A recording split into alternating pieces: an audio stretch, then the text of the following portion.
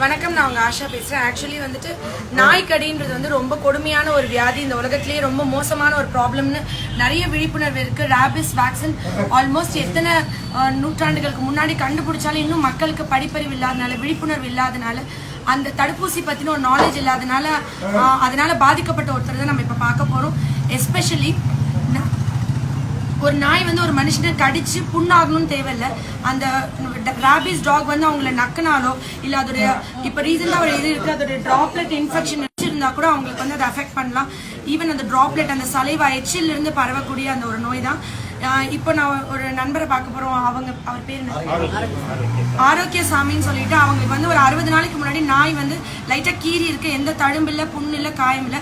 ஆனா உடனே கவர்மெண்ட் ஹாஸ்பிட்டல்ல போய் அவங்க ரேபிஸ் தடுப்பூசி போட்டுக்காம, படிப்பறிவு இல்லாதனால அதை பத்தி விழிப்புணர்வு இல்லாம 60 நாள் விட்டுருக்காங்க. அவங்களுக்கு அந்த வைரஸ் உடம்புல மல்டிப்ளை ஆகி ரேபிஸ் நோயாவே வந்துச்சு. அவங்க 60 நாள் யாருமே கண்டுபிடிக்கல. நான் ஏற்கனவே சொன்ன மாதிரி தண்ணி பார்த்தா அவங்களுக்கு ரொம்ப பதட்டமா இருக்கும், பயமா இருக்கும், குடிக்க முடியாது, அந்த வார்த்தை கூட கேட்க முடியாதுன்னு இதோடைய ரொம்ப காம்ப்ளிகேட்டடான ஒரு ஸ்டேஜ். அவங்க வந்து அப்புறம் அப்போலோ கூட்டிட்டு போயிருக்காங்க. அங்க பார்த்து ஒன்றும் பண்ண முடியாது இனிமே அப்படின்னு சொல்லி வச்சுக்க முடியாது. என்னங்க சார், அந்த மாதிரி சொன்னதுக்கு அப்புறம் அவங்க இப்போ இங்க வந்திருக்காங்க. வேற எந்த ஸ்கோப்பும் இல்லை, வேற எந்த ட்ரீட்மெண்ட்டும் ஸ்கோப் இல்லை. நான் உடனே வேக்சின் போடுங்க, உடனே அங்கே கொண்டு போங்க, இங்கே கூட்டிட்டு வர வேணாம்னு நான் பார்க்கறதுக்கு முன்னாடி சொல்லியிருந்தேன். பட் எல்லாத்துலேயும் ஸ்கோப் இல்லாம போயிட்டு வேற ஸ்டேஜ் இல்லாம இதுலையாவது பண்ணிடலாமா, ஏன்னா இஸ் கவுண்டிங் இஸ் டேஸ்ன்ற மாதிரி ஆன ஸ்டேஜ்க்கு இங்கே வந்திருக்காங்க. ஆனால் நான் இந்த வீடியோ எதுக்கு பதிவு பண்றேன்னா, ஒரு நாய் கீர்னா, பல்லு பட்டா, சொரண்ணா, இல்லை வெறி நாய் ஒரு சைட் போச்சு, அதில் எச்சில் நீங்கள் காலை மிதிச்சா கூட தயவு செஞ்சு போய் ரேபிஸ் தடுப்பூசி போட்டுக்கோங்க.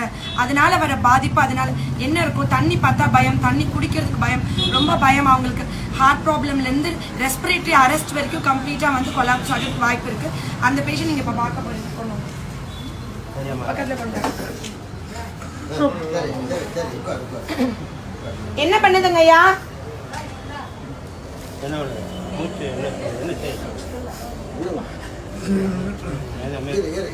என்ன பண்ணுது சொல்லுங்க. மூச்சு விட முடியலையா? திணறுதா? தண்ணி பார்த்தா என்ன பண்ணுது? தண்ணி பார்த்தா அலர்ஜியா இருக்கா? எத்தனை நாள் முன்னாடி நாய்க்கு பரண்டுச்சு? 60 நாள். நாய் வந்து கடிச்சுச்சா பரண்டுச்சா?